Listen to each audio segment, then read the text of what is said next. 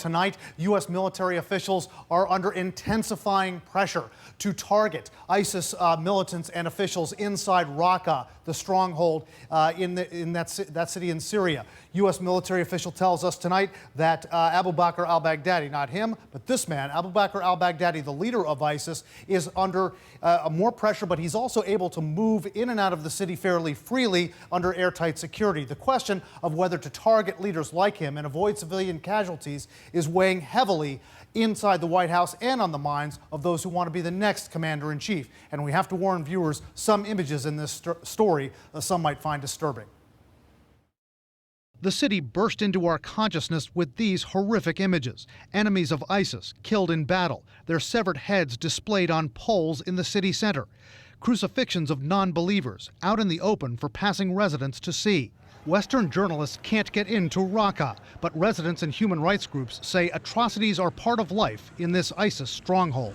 The Syrian Observatory for Human Rights tells CNN City Hall in Raqqa houses ISIS administrators, police, and fighters.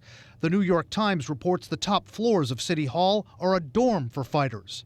Outside observers might think that City Hall would be a prime target for coalition bombing. Why is that building still standing?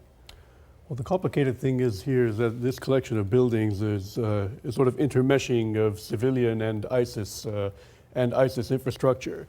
In one of these buildings, for example, civilian prisoners are being held for relatively minor offenses on one of the floors. On the floor above it is where those same civilians are being tried.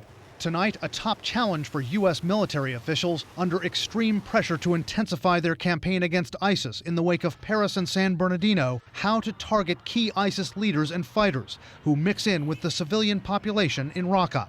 They've used them as civilians as human shields. Second, they quarter troops in buildings where there are other civilians as well. They also store weapons in civilian buildings as well. It's a challenge that's been a point of contention in the presidential campaign. Republican Senator Ted Cruz appeared to favor a scorched earth offensive to target ISIS, then backed off. We will carpet bomb them into oblivion. You would carpet bomb where ISIS is, not a city, but the location of the troops. President Obama responded by telling NPR the risk of killing innocent civilians is not acceptable. That is not who we are, and that would be a strategy that would have an enormous backlash against the United States. It would be terrible for our national security. Could the most sophisticated American missiles strike places like Raqqa's City Hall with precision and take out only ISIS militants? By their own admission, there are no munitions that can do that from the air without being up close on the ground.